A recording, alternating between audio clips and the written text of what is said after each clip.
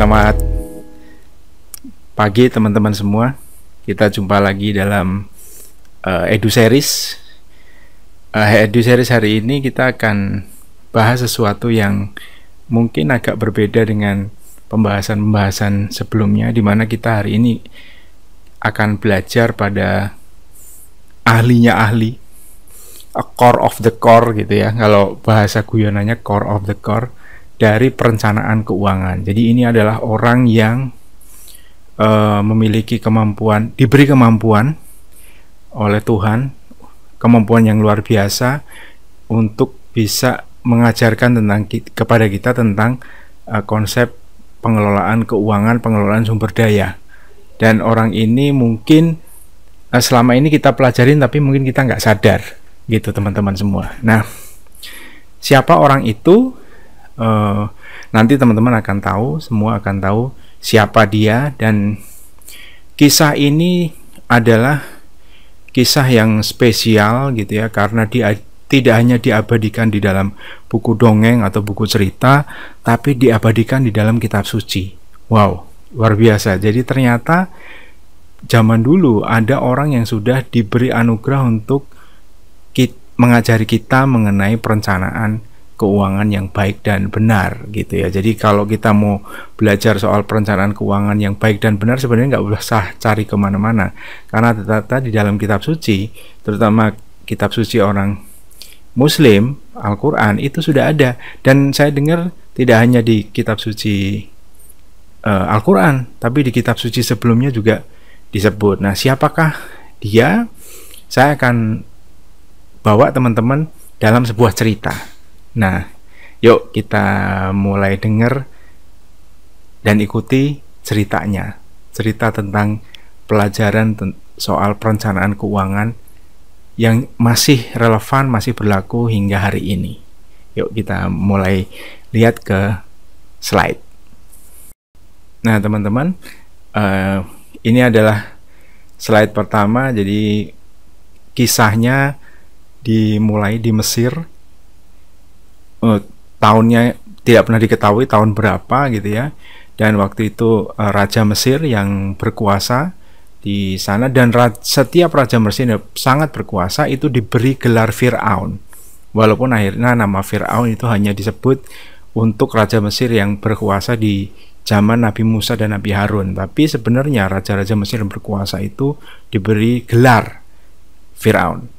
Nah, saat itu oleh riwayat Ibnu Katsir, ada seorang Raja Mesir bernama Ar-Royan bin Al-Walid bin Sarwan.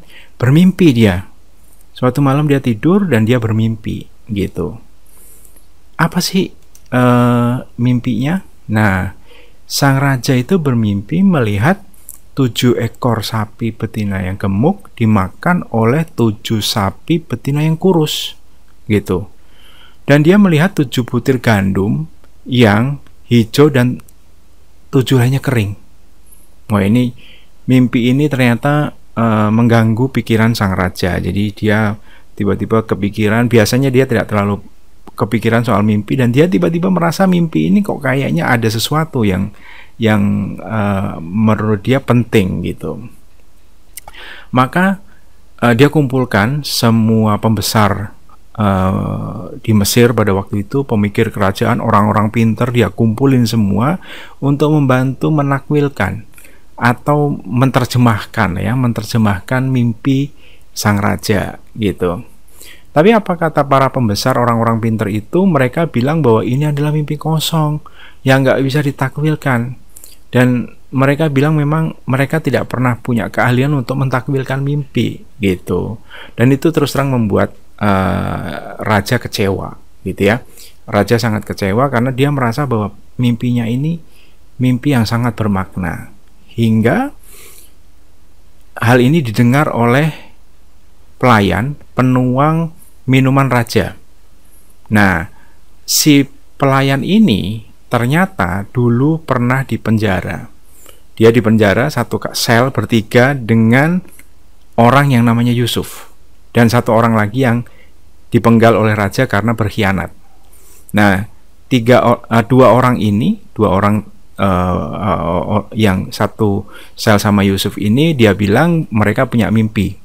Jadi yang satu orang karena ditakwilkan oleh mimpinya oleh Yusuf akan selamat, dan satu lagi ditakwilkan dia akan dipenggal oleh raja, dan benar, karena berkhianat akhirnya dia dipenggal oleh raja. Dan orang ini yang selamat ini akhirnya dia percaya bahwa Yusuf ini punya kemampuan untuk mentakwilkan mimpi.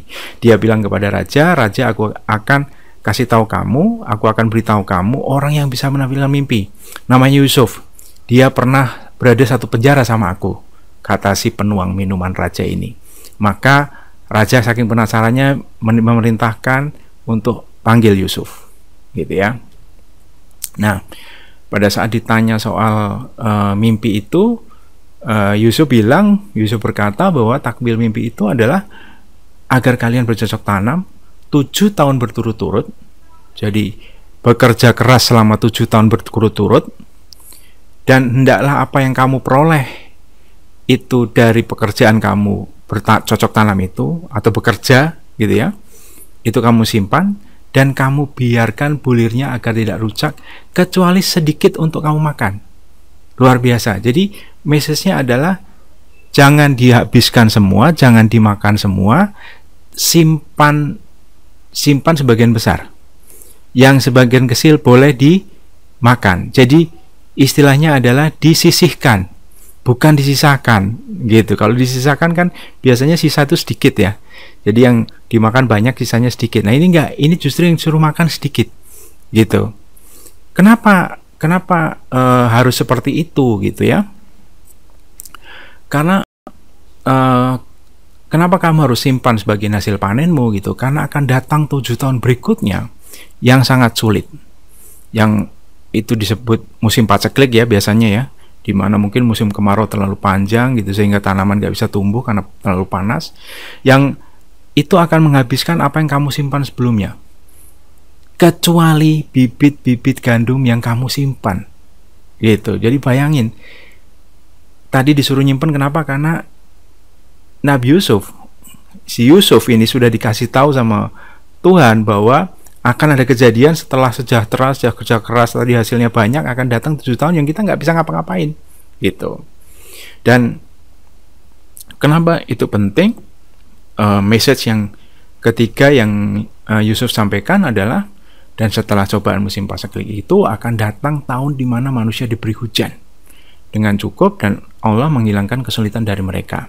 Di masa itu mereka akan memeras anggur. Ini adalah bahasa kiasan untuk ada datangnya kesejahteraan. Jadi yang tidak Raja Mesir duga adalah, kalau tadi mimpinya soal 7 sapi betina gemuk dimakan 7 sapi betina kurus, 7 bulir gandum hijau dan 7 bulir gandum yang sudah menguning, gitu ya.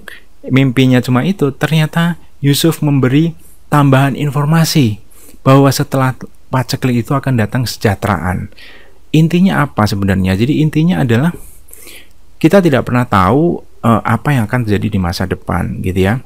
Kalau misalnya tadi kita lagi sejahtera-sejahteranya dan kita tidak melakukan proses menyisihkan tadi, menyimpan, maka kita tidak akan sampai kepada masa yang ketiga tadi, masa sejahtera, masa di mana musim paceklik berlalu, gitu ya. Karena pada saat musim paceklik kita tidak punya persiapan. Nah, jadi luar biasa sekali pelajaran dari surat Yusuf ini. Jadi kita diajarkan untuk menyisihkan, bukan menyisakan. Mengapa kita menyisihkan bukan menyisihkan? Karena akan datang satu masa di mana yang kita nggak duga, di mana ada paceklik di tengah-tengah 2 masa sejahtera.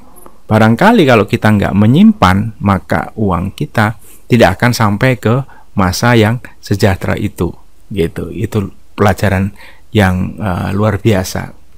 Dan itu karena konsep perencanaan sumber daya ya. Ya kalau kita sekarang sumber daya uang ya, jadi perencanaan keuangan itulah yang merupakan rahmat dari Allah Subhanahu wa taala.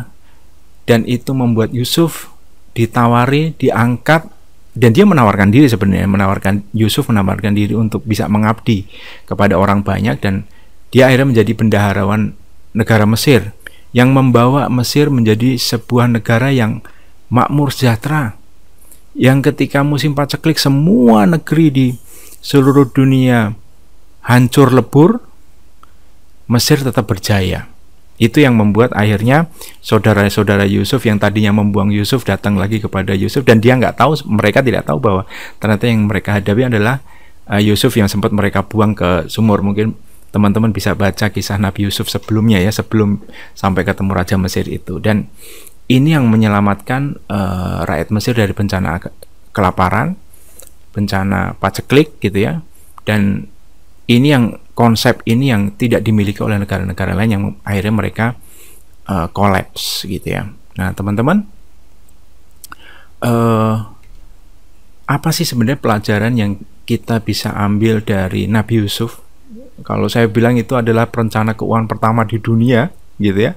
Dia nabi sekaligus menteri keuangan pertama di dunia barangkali gitu ya.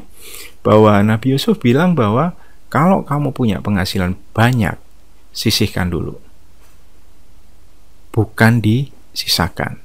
Sisihkan untuk apa dan kemana? Nah ini kan pertanyaannya gitu ya. Kalau tadi Nabi Yusuf dalam bentuk gandum dia simpan di lumbung, kemudian sebagian juga bibitnya dia simpan untuk dia tanam di masa yang tadi, masa keemasan tadi setelah masa paceklik gitu, yang membuat itu juga makmur sejahtera lagi. Nah kalau kita duit, apakah bisa kita tanam seperti itu? Jawabannya ternyata bisa. Kemana? Nah kembali lagi ke kisah petani jagung. Nah linknya ada di atas ini teman-teman. Nanti kisah petani jagung yang mengajarkan tentang konsep S, I, dan P. Itu balik lagi tuh, konsep S, I, dan P. Dan konsep S, I, P itu ternyata bukan ditemukan oleh siapa-siapa. Ternyata konsep itu sudah diajarkan sejak zaman Nabi Yusuf gitu ya. Dan Nabi Yusuf itu adalah termasuk nabi yang mulia, namanya disebut 27 kali dalam Al-Quran. Dia adalah anak dari Nabi Yakub, di mana Nabi Yakub adalah anak dari Nabi Ishak, dan Nabi Ishak itu adalah saudara kandungnya Nabi Ismail yang merupakan anak Nabi Ibrahim. Luar biasa. Jadi ini keturunan yang mulia, benar-benar pilihan gitu ya. Jadi teman-teman, itu yang mungkin pelajaran kita bisa ambil dari pelopor perencana keuangan terbaik di dunia, menteri keuangan pertama di dunia gitu ya, Nabi Yusuf gitu teman-teman. Dan nanti kita akan bedah lagi mengenai SIP tadi. Kemarin mungkin teman-teman bisa nonton video ini di SIP, dan nanti kita akan bicara di video berikutnya tentang nilai ekonomi. Apa sih nilai ekonomi gitu ya? Kalau kebanyakan orang datang kepada Anda, agen-agen asuransi bilang bahwa Anda harus punya nilai ekonomi, harus melindungi nilai ekonomi, melindungi nilai ekonomi, karena sebenarnya asuransi jiwa bukan melindungi jiwa, jiwa nggak bisa dilindungi. Kalau memang sudah waktunya pulang ke Balikpapan, dia akan pulang, ditarik pulang gitu ya. Yang harus dilindungi adalah nilai ekonomi. Nah, apa sih sebenarnya nilai ekonomi? Nanti kita akan bahas di EduSeries berikutnya mengenai pentingnya perencanaan perlindungan atas nilai ekonomi. Karena kalau tidak dilindungi, ya kita nggak pernah tahu ya teman-teman. Nah saya kira itu video yang bisa saya sampaikan mengenai pelajaran dari Menteri Keuangan pertama di dunia, dari perencana keuangan terbaik di dunia gitu ya, yang bisa membawa negara Mesir menjadi negara yang makmur berlimpah gitu ya, di tengah negara-negara lain yang pada saat paceklik itu nyungsep semua gitu. Oke teman-teman, terima kasih. Kita akan ketemu di video berikutnya. Kita akan bahas soal nilai ekonomi. Oke, jangan lupa klik like, share, dan subscribe. Terima kasih.